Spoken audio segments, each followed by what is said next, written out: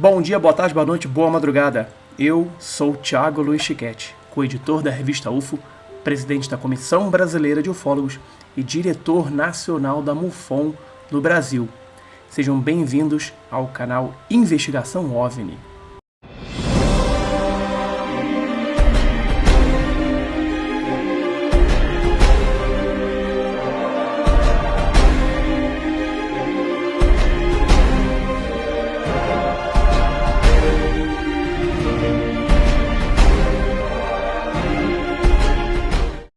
Olá pessoal, trago para vocês hoje mais uma entrevista inédita e exclusiva que você só encontra aqui nesse canal. O meu convidado é meu amigo Carlos Ferguson, ufólogo argentino que pesquisa o fenômeno ufológico desde a década de 70. Carlos foi o primeiro ufólogo a ser convidado a ser parte de um comitê misto entre civis e militares para a pesquisa do fenômeno ufológico. É também autor de vários livros, entre os quais Aterrissagens OVNIs na Argentina e Pilotos e OVNIs.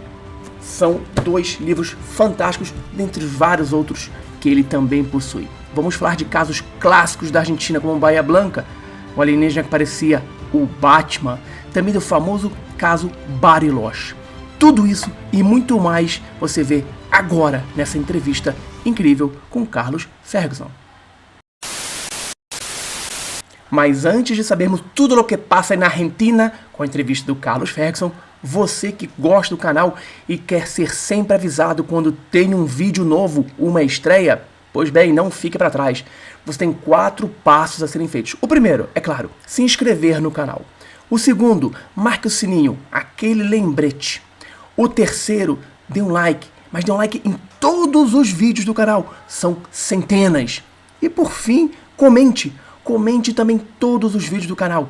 Dessa forma, o YouTube entende que você é uma conta ativa, você realmente gosta do canal e sempre que tiver um vídeo novo você vai ser lembrado e estará por dentro do que há de melhor na ufologia.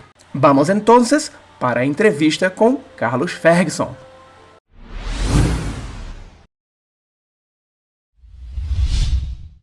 Amigo, bem-vindo a mi canal de Investigación OVNI, Investigación OVNI, acá en Brasil.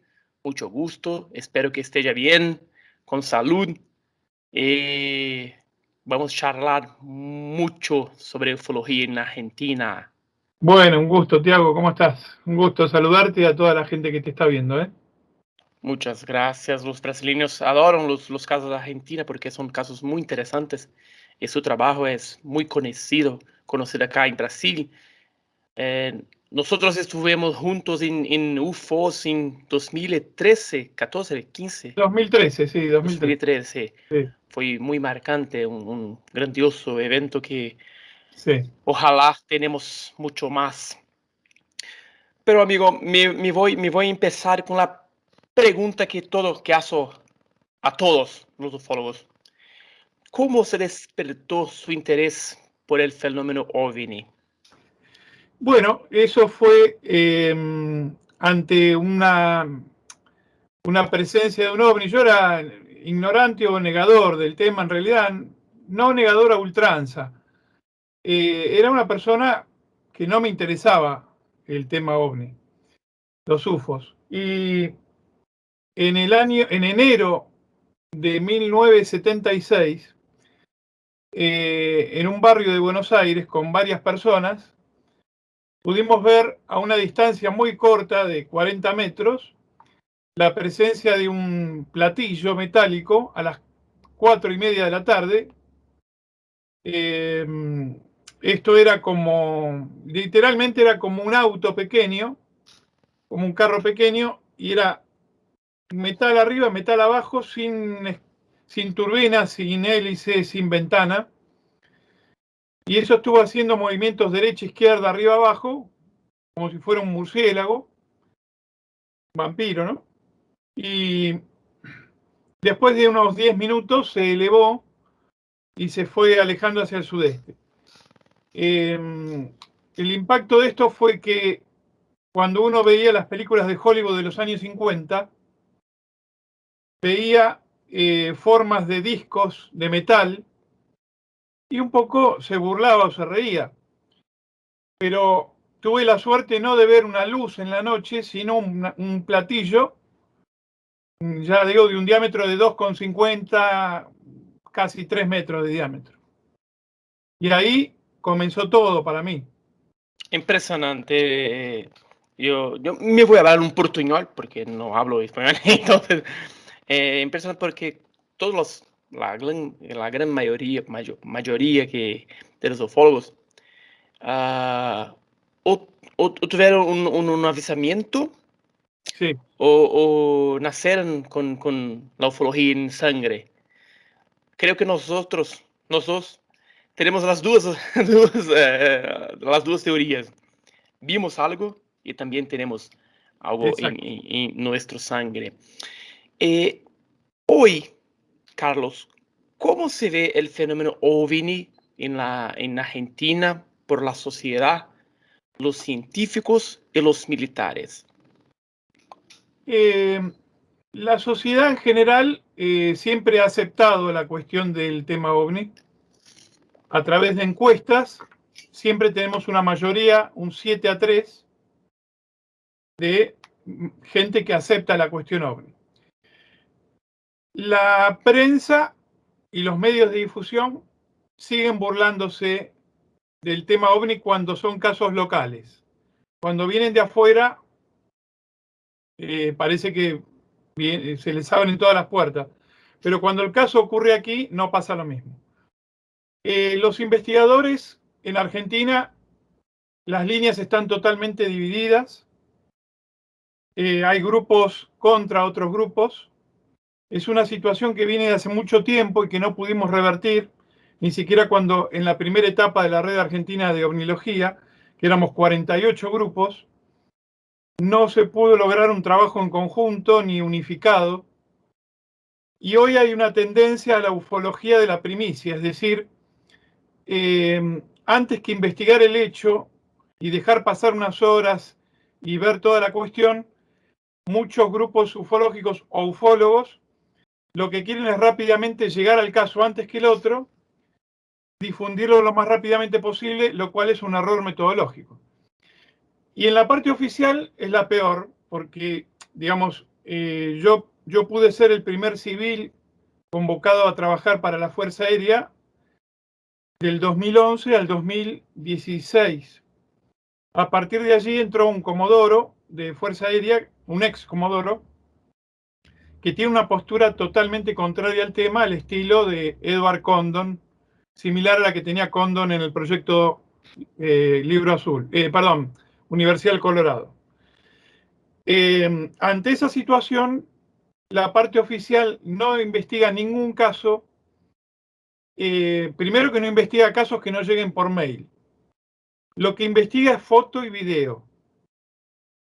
No investiga en el lugar de los hechos. No investiga testimonios y además, mucho menos, investiga casos de objetos que tocan suelo o encuentros de tercer tipo, de cuarto tipo. Así que la situación, yo te diría, en general es negativa. Como usted ha hablado, en 2011 fue el primer ufólogo a trabajar con la Fuerza Aérea Argentina en la investigación del fenómeno OVNI. Cuéntanos, ¿cómo sucedió? ¿Cómo eso ocurrió? ¿Qué era su trabajo? ¿Qué tiene? Tiene visto muchas cosas interesantes que lo público, la sociedad, no ha visto. Aquí en Argentina había una investigación oficial en la década del 60 que estaba realizada principalmente por la Marina. Después, cuando cierra el proyecto Condon en el año 69, esa investigación también en Argentina frenó, se estancó. En los 70 o 80 se renovó, pero siempre era un grupo oficial en secreto, no trabajaba abiertamente con los grupos. En los 90 siguió ocurriendo lo mismo. Y en el 2011 la Fuerza Aérea decide crear un grupo de investigación abierto también a los grupos de investigación OVNI. allí había un un capitán, Mariano Mojau, que fue el que comenzó esta posibilidad de un estudio con los civiles. Y bueno, yo me llevé, sinceramente te cuento, no es que me vinieron a buscar a mí.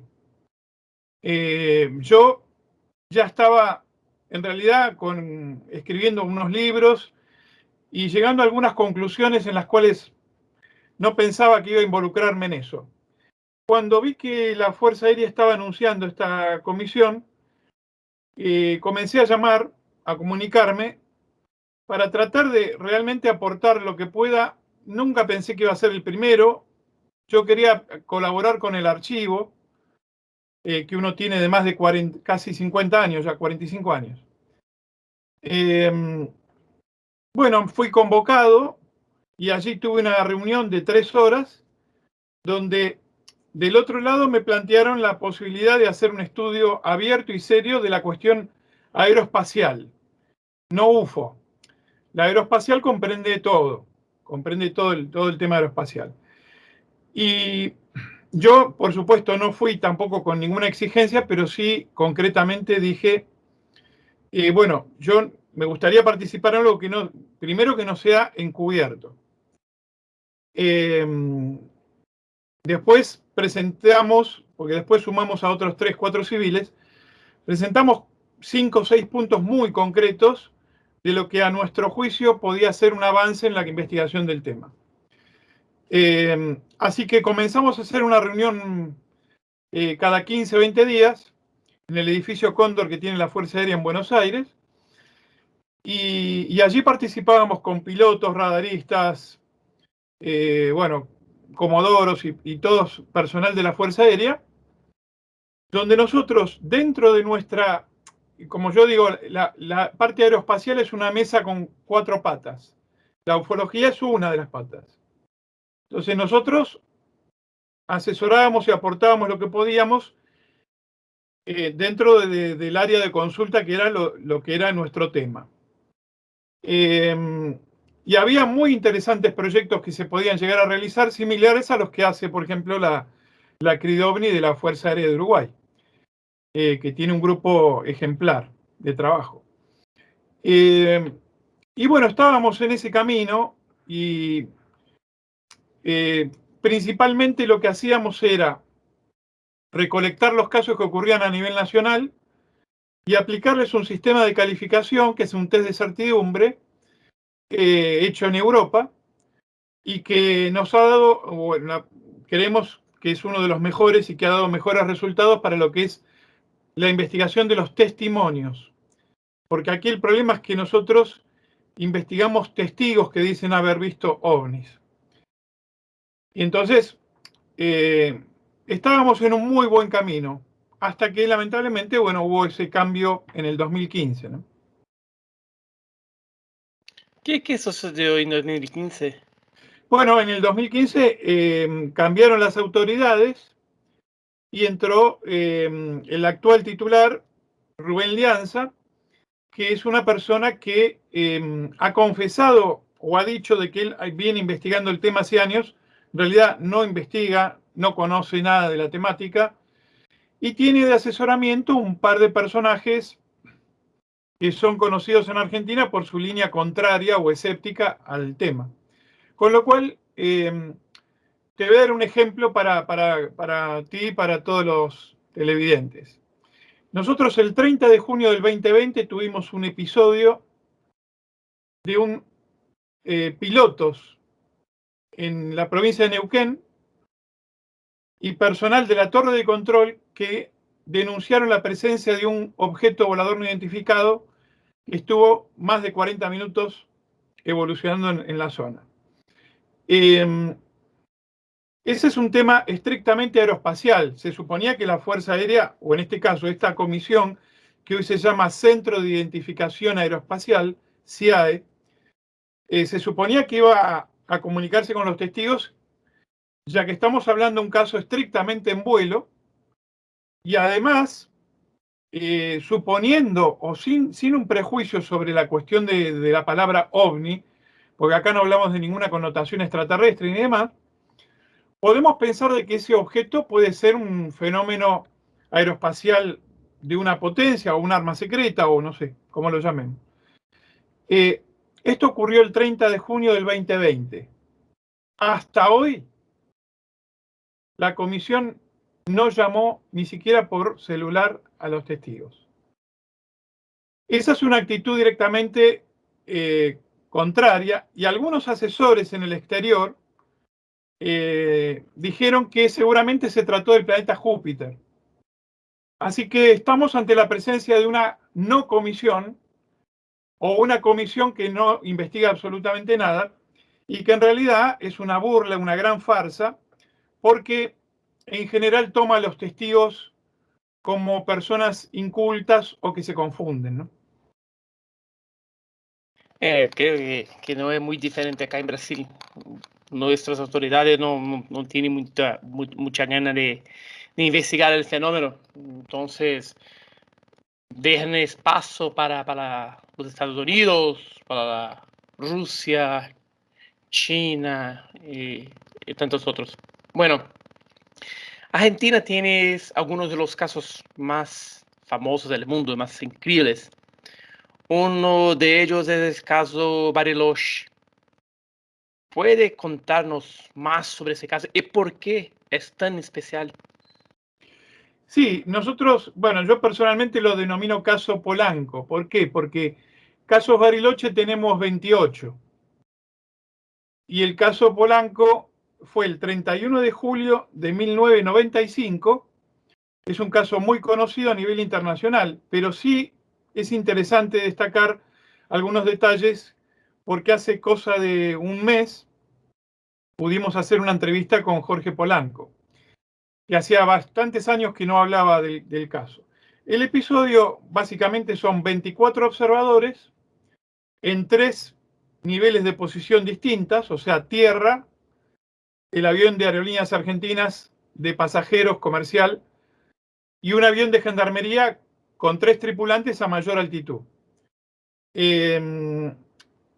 Esa noche, creo que eran 20:15 si no me equivoco, el avión de Aerolíneas está descendiendo en el aeropuerto de Bariloche cuando se provoca un apagón en la ciudad, un apagón de luz en toda la ciudad y el aeropuerto. A la par de ello, se observa el acercamiento de un cuerpo volador que los testigos más cercanos, porque acá es importante decirlo, Tiago, después el comodoro actual, el actual titular del grupo oficial está intentando negar el caso diciendo que fue unos reflectores de luz de un boliche de música bailable, ¿no? En realidad, cuando ven acercar ese objeto, los testigos más cercanos, que era Jorge Polanco,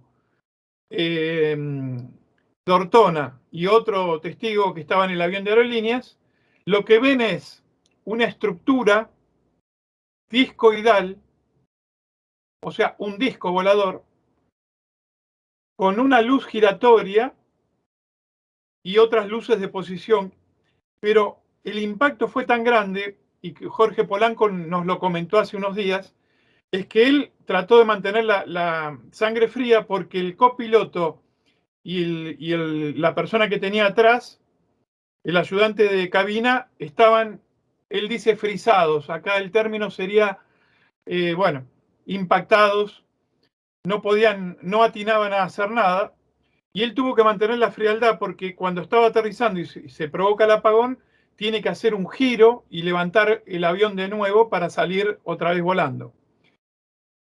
El objeto se acerca tanto que casi es una colisión en vuelo, porque estamos hablando a 40 metros del ala derecha, un ovni de más de 30 metros de diámetro. El ovni acompaña al avión durante un trecho, se detiene y hace, que esto es lo que impacta a todos los testigos, inclusive la gente de Gendarmería, que es una fuerza militar argentina. Hace una aceleración en ángulo recto, va acelerando de 400 kilómetros por hora, se calcula que a 2000 o 2400 kilómetros por hora, y prácticamente en un ángulo recto hace, en un segundo sube, y se coloca a una altitud mayor y queda esperando al avión de aerolíneas que pegue la vuelta. Todo esto es observado, como digo, por 24 personas desde tierra, torre de control y demás. Finalmente, el objeto desaparece, pero acá lo impactante y lo que dicen todos los testigos es que no conocen ninguna aeronave y ningún cuerpo físico que pueda soportar la aceleración y la maniobra que hace ese ovni cuando hace el ángulo en 90 grados. El caso tuvo mucha repercusión porque Polanco descendió del avión, hicieron una reunión con los otros pilotos y decididamente tomó la iniciativa de confesar abiertamente ante los medios la experiencia. Esto nos muestra algo muy interesante. El impacto en los testigos es tan grande que necesitan transmitir aún cuando su reputación está en juego, porque los pilotos tienen un grado de responsabilidad muy alto. Y acá no eran pilotos solamente comercial, era piloto militar también.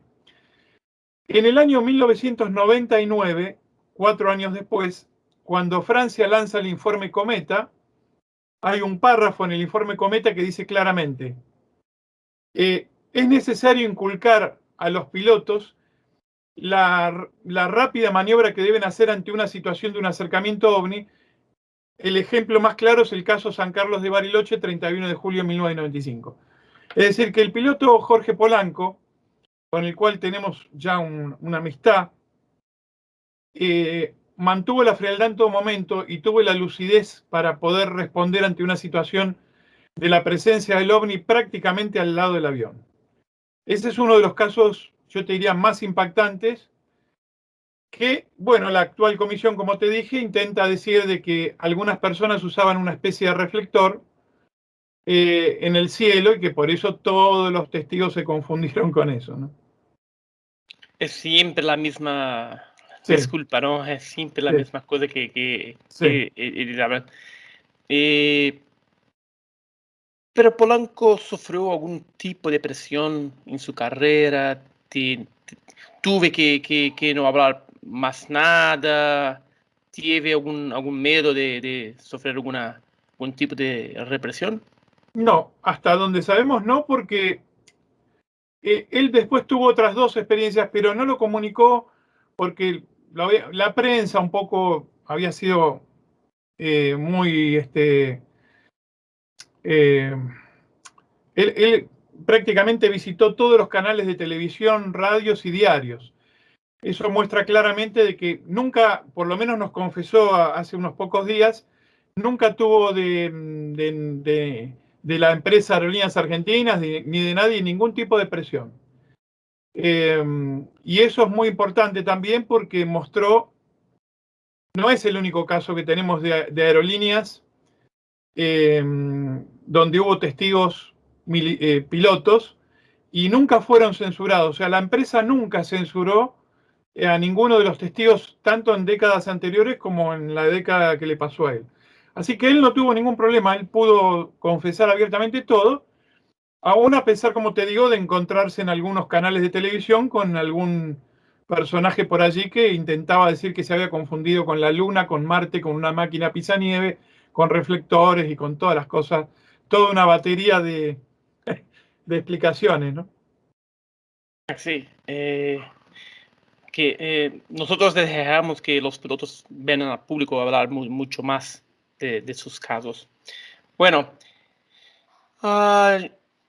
con este libro acá es fantástico, muy pesado, tomo único, volumen único de su trabajo, aterrizajes de ovnis en Argentina, más de 2000 casos en 70 años de historia. Es un libro fantástico. Ustedes tienen más 3 libros, son avistamientos de Eh, pilotos.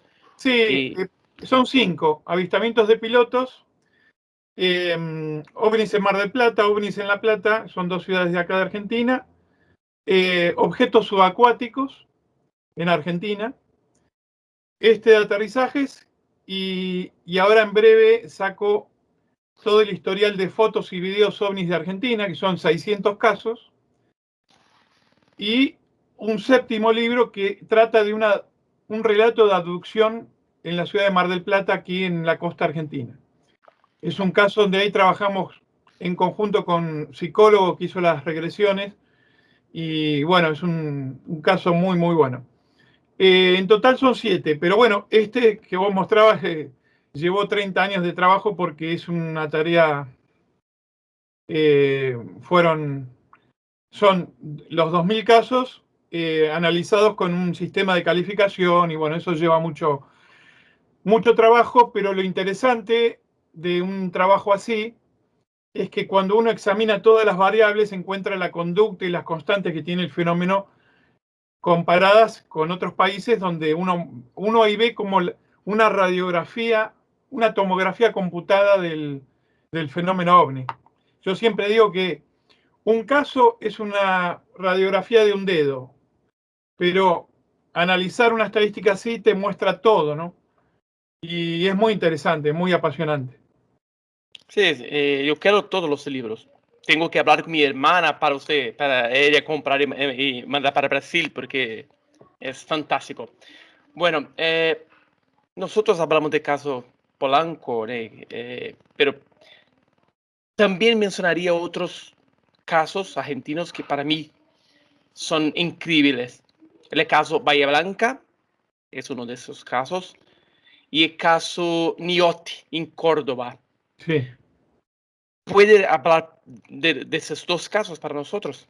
El caso Bueno, Bahía Blanca y Niotti. sí, el de Niotti fue el anterior, si no me equivoco, porque fue el 3 de julio de 1960. Yo me acuerdo porque yo nací el 11 de julio, así que siempre me acuerdo de ese caso. 3 de julio del 60, en Yacanto, provincia de Córdoba, el capitán Niotti de la Fuerza Aérea iba con su señora y su hijo por la ruta de Yacanto. Estamos hablando, se fue por la tarde, si no me equivoco.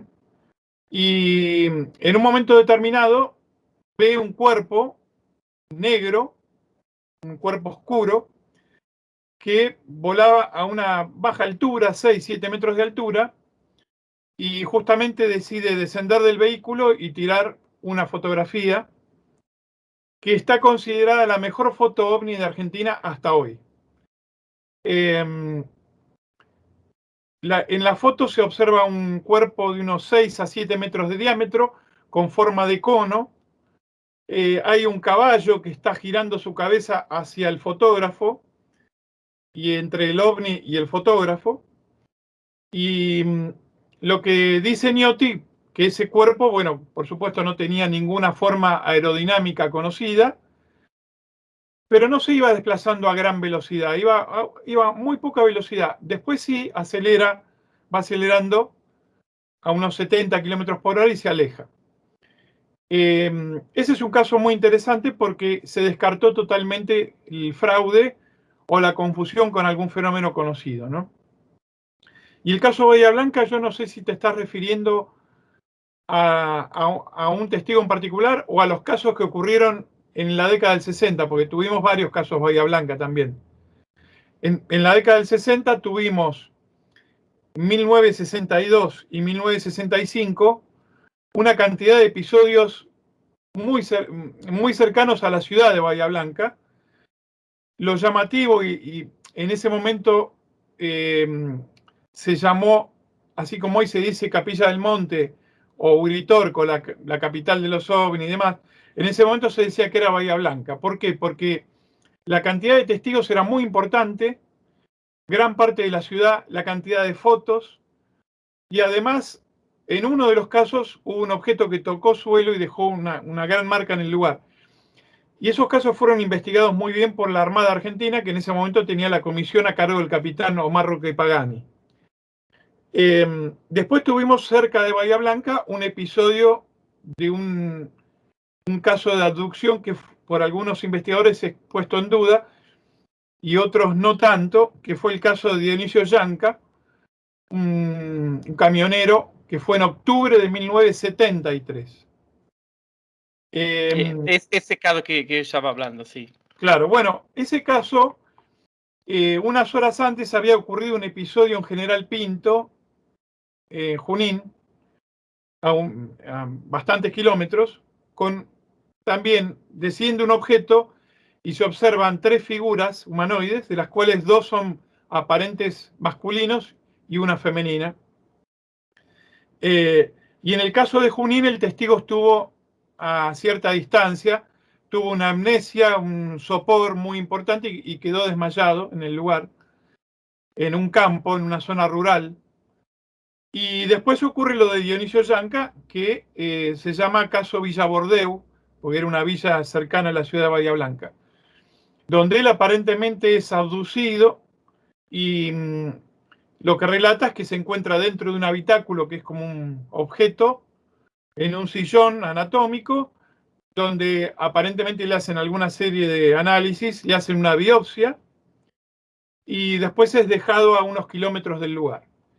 Nosotros de esos casos tenemos varios, para que te des una idea, teleportaciones tenemos más de 90. Así que no es menor, pero ese caso tuvo mucha repercusión porque en su momento lo investigó y lo difundió Fabio Serpa. Y bueno, fue muy, muy conocido en ese momento, ¿no? Sí, son casos increíbles. Pero yo tengo un caso argentina que es engraçado porque eh, el, la entidad, el ser, es muy parecido con Batman. Es caso Santa Isabel en Córdoba, Sí, que lo humanoides, eso, o que for, tiene sí. unas orellas acá, como fuese Batman. ¿Puede hablar con nosotros sobre ese caso? Bueno, esos casos sí ocurrieron, si no me equivoco, en septiembre, agosto-septiembre del año 1972, creo. Y fue una seguidilla de episodios dentro de una central de una fábrica de automotores Ica Renault en ese momento, con testigos varios, Lustoldo Rodríguez, me acuerdo uno de ellos. En definitiva eran tres testigos independientes que observaban estas figuras en la fábrica en horas nocturnas. En uno de los casos le provoca a uno de los testigos un efecto físico, hay una amnesia. Estas figuras eran muy altas, 2 metros de altura, tenían una especie de esfera en una de sus manos. Hay un caso muy parecido también en Córdoba, en Villa Carlos Paz, con una figura el caso María Lodia Plessel, que era una chica también en el Motel La Cuesta, en Villa Carlos Paz, que ve la presencia de estas figuras acercándose. Hablamos de figuras, Tiago, de 2 metros de altura, hablamos de figuras con buzos enterizos brillantes, que portaban una especie de esfera en la mano, que cuando la accionaban en determinada manera provocaba un efecto de desgano y caída de los testigos. Y lo llamativo del caso es que nosotros tenemos en los 460 casos de humanoides que tenemos en Argentina en 70 años, no es menor la cantidad de casos donde hay figuras muy altas, lo cual es llamativo, ¿no? Porque en general se habla del estereotipo de la figura pequeña y todo eso, no ha sido tan así en Argentina. Y, y el parecido que vos comentabas con una figura de tipo Batman, ¿no? Nosotros tuvimos en las décadas del 90 y en los 2000, 2003, 2004, 2005, una figura muy llamativa eh, que te digo cómo, si querés, te comento brevemente, lo más breve posible, qué efectos provocaba esta figura. Esta figura aparecía en ciudades, era vista por gran cantidad de testigos, no ya como el tercer tipo que se da con uno o con 2 testigos, sino que la figura se mostraba. La policía tomaba intervención, La policía llegó a dispararle con sus armas porque estas figuras provocaban alaridos, pegaban saltos de 5 o 6 metros de altura. Cuando uno hace una analogía de esas figuras con las figuras que describe Jacques Vallée, el doctor Jacques Vallée, o también en otros libros de Antonio Rivera, hablamos de Spengle Jack, la figura de la época de Inglaterra victoriana, 1870, 1880, donde todavía hay una recompensa que nadie cobró para tratar de dar con esta figura. Jack el Saltador. Jack el Saltador. Entonces, nosotros en Argentina tuvimos en el sur, en la Patagonia, en el noreste, en el noroeste, en el centro del país, en San Luis, esta figura se mostró y se movió por donde quiso, hizo lo que quiso y no pudo ser capturado. Por supuesto, no es la única situación que se ha dado después del 2002. Nosotros en el 2002 tuvimos una cantidad de mutilación de ganado, a la par acompañando de este Jack el Saltarín, y otra serie de fenómenos, vaciamiento de pozo australiano, nidos de platillos con huellas. Todo esto nos pasó por encima. Yo cuando digo teníamos una gran cantidad de ufólogos y de investigadores, creo que no respondimos ni al 5% de la cantidad de casos que hubo. Y para que te des una idea, en el 2002 tuvimos 33 casos de humanoides, acompañados de todo este tipo de fenómenos, ¿no? Entonces, hay tantos casos que, bueno, sería imposible describirlos a todos. Lo que sí hay clásicos, como vos has señalado, que son los que uno recuerda siempre, ¿no? Sí, tiene muchos casos. Nosotros podemos pasar la noche acá hablando de casos de humanoides en Argentina. Como usted ha dicho, tienes otro libro, OVNIs, encuentros entre pilotos y OVNIs.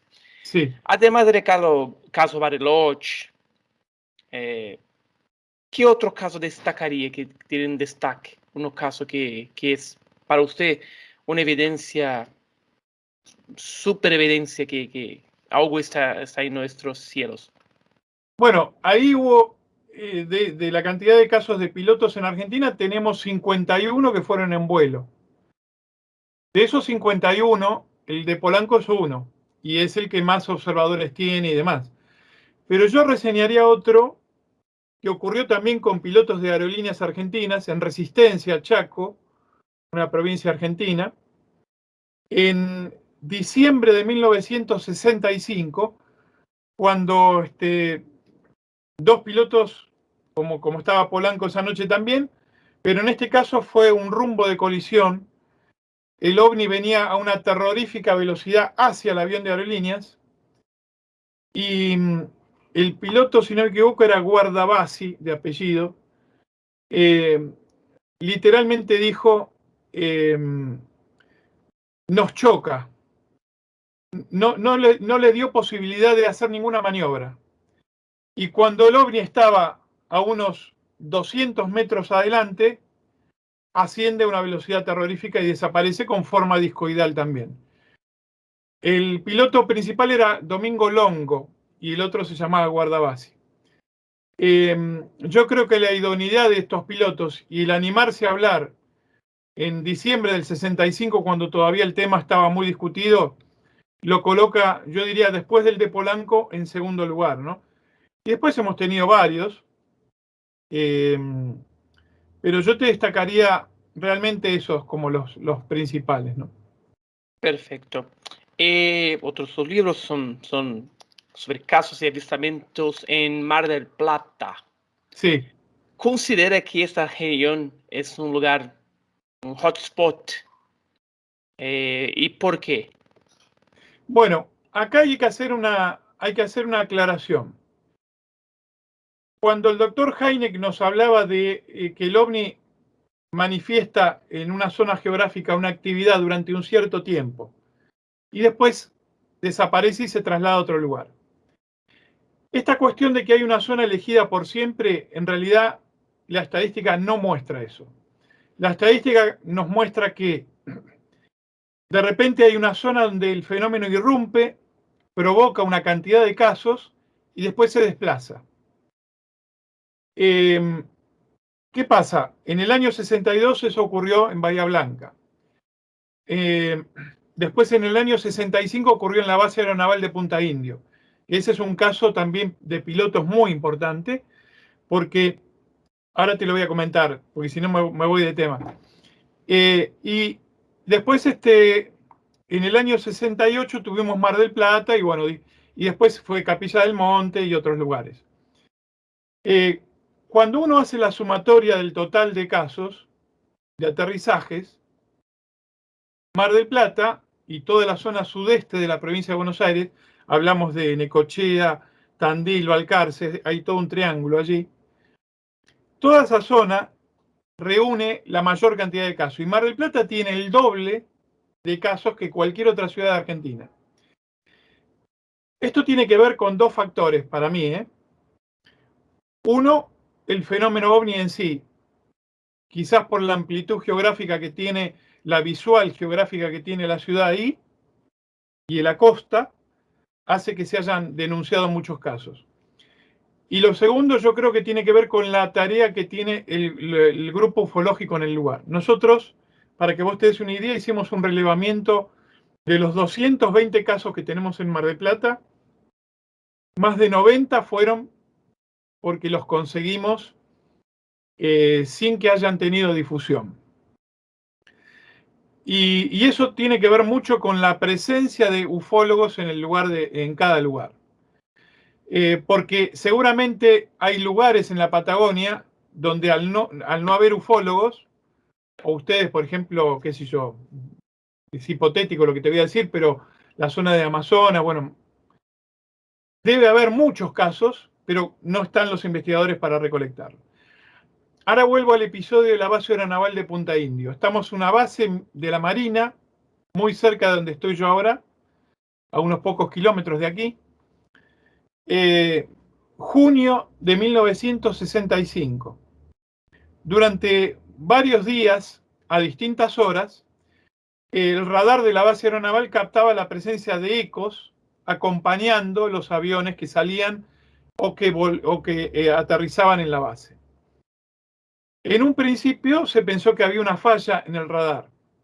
Entonces se decía hacer una serie de cambios en los radares, pero la presencia seguía dándose, y ante esto las autoridades militares de la base deciden llamar a una comisión de Buenos Aires, militar, que llega al lugar y comprueba la presencia de los ecos en el radar. Ante esa situación, en ese momento había un convenio con Estados Unidos y viene una comisión de Estados Unidos a ver qué es lo que estaba pasando en el lugar. Cuando llega la comisión comprueban de que los radares mostraban la presencia de cuatro, a veces 6 ecos que acompañaban a los aviones.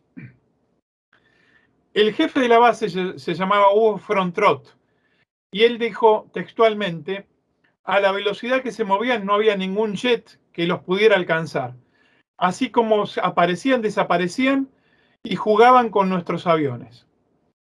En una de las oportunidades, uno de los pilotos, llamado Federico Machain, le pide la autorización a las autoridades de la base para salir con el avión a ver si fuera de la capa de nubes, más arriba, podía detectar al ovni. Efectivamente le dan permiso. Esto fue un caso, no tenemos el día, porque no se difundió la fecha, pero sí fue a las 7 de la mañana, en el mes de junio del año 65. Machain sale con un avión de la Marina y pasando la capa de nubes encuentra al ovni a una relativa distancia, si no me equivoco eran 200 metros, y él enfila el avión hacia el ovni, pero el ovni aceleró a una velocidad descomunal y se alejó. Este es otro de los casos que te quería recordar como muy llamativo, porque muestra tecnología fuera de lo común, comportamiento inteligente y una particularidad que tiene el ovni, que es la evasividad. Es decir, el ovni se muestra, pero evade. Mi opinión es que ellos no quieren se mostrar, no quieren. Son flagrados por pura suerte. Algunos sí, cuando aterrizan, cuando posan, sí quieren, pero la gran mayoría no quieren mostrar. Usted, bueno, estamos casi terminando nuestra entrevista, pero tenemos dos preguntas. ¿Usted cree que los gobiernos argentinos mantienen un encubrimiento de los casos de jóvenes? No, actualmente hay una inoperancia, como decía McDonald del proyecto Condon. Sí, hubo una investigación y hubo unos archivos que desaparecieron. Esos archivos estaban trabajándose, como dije, de la Marina, década del 60, 70, después la Fuerza Aérea en la década del 70, y el CITEFA, Centro de Investigación Técnico y Espacial de la Fuerza Aérea, en los 90. Toda esa documentación, nosotros cuando estuvimos participando en la Comisión de la Fuerza Aérea, pudimos revisar los archivos de la Fuerza Aérea Argentina, no encontramos ni una sola hoja de todo eso. Ese material, yo tengo mi hipótesis es que una parte salió del país y otra parte, por desidia, desapareció, porque Argentina no cuida en general ninguno de sus archivos, ni de películas, ni de historia, Recién ahora las bibliotecas tienen un catálogo bibliográfico. Pero sí hay que reconocer que evidentemente gran parte de ese archivo ha salido fuera del país. Entonces, hoy no hay ocultamiento decididamente, hay inaptitud, inoperancia, una pseudo investigación que no es investigación. En realidad, hay una oficina con una persona que se encarga de invalidar todos los casos. Nosotros no somos países hermanos por acaso. Acontece lo mismo en Brasil, en mi opinión. Sí, pero perdón, fíjate Uruguay. Uruguay es un ejemplo. Uruguay es un ejemplo. Chile también, en parte, ¿no? Pero bueno, nosotros nos ha tocado, lamentablemente sí. ¿Y por qué no? Porque nosotros tenemos casos, mucho más casos, porque nuestro tamaño de país, tenemos muchos más casos. Me quedo imaginando si nosotros tuviésemos una comisión militar y civiles estudiando el fenómeno.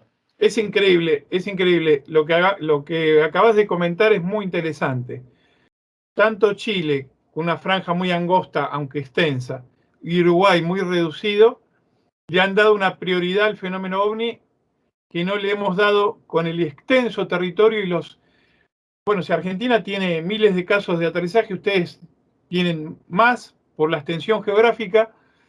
Ni hablemos de los casos de pilotos, porque yo recuerdo en Brasil, yo tengo he hecho una estadística también de los casos de Brasil de pilotos, y ahí hay en la base de pelotas, es impresionante los casos que han tenido ustedes ahí.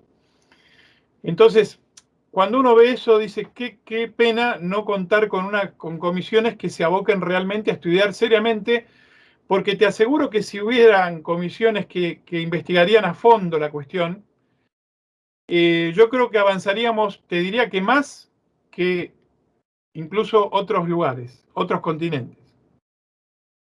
Perfecto. Nosotros quedamos muy cerca de tener una comisión acá en Brasil, muy cerca, en 2015, muy cerca. Sí, sí. Muy cerca.